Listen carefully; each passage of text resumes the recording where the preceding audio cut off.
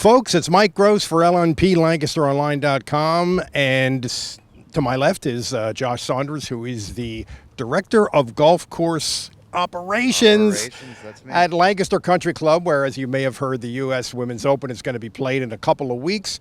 So we're here to kind of get a sense of what Josh is going to do in terms of preparation that's different from his daily routine, and I'm sure there are a lot of differences. So, Josh, let's start with what's going on behind us here.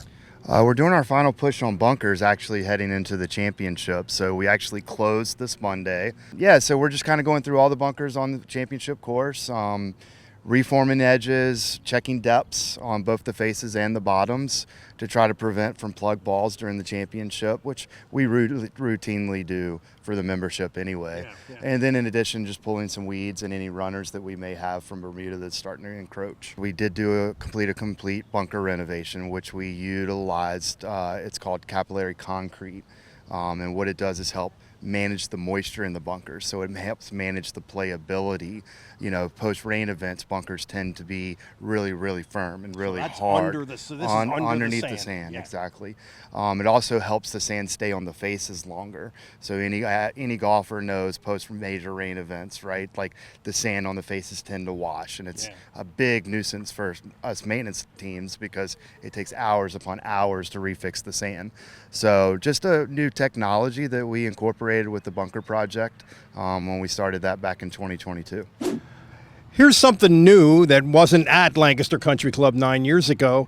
You may recognize this if you ever watched the British Open on TV, right? This long stuff. Josh, tell us about it, and tell us about how you got it here, and then what do you have to do to maintain it? What does this mean for you? Well, since 2015, we've put in over 11 acres of natives, and it's a mixture of fine fescue. It's hard chewing and red fescues.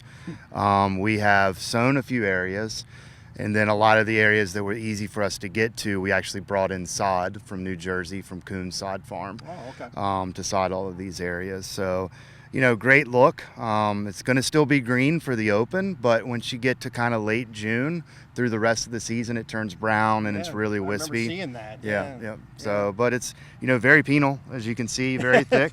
Membership will definitely tell you that. It's very penal. So it's going to be interesting to see how they navigate it, because now with the bunker project as well, we introduced a lot of the natives going into the back edges of the bunkers. Right, to sort of frame them a little bit. To frame them and just really make them stand out more.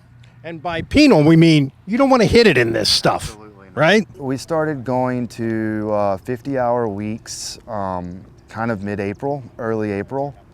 And then this past week, we've gone to working 10-hour days. Next week, we'll go to 12-hour days.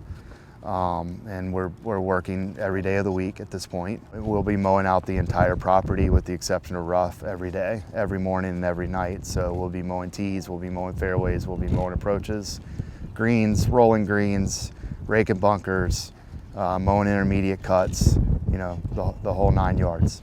Putting on the best show we possibly can.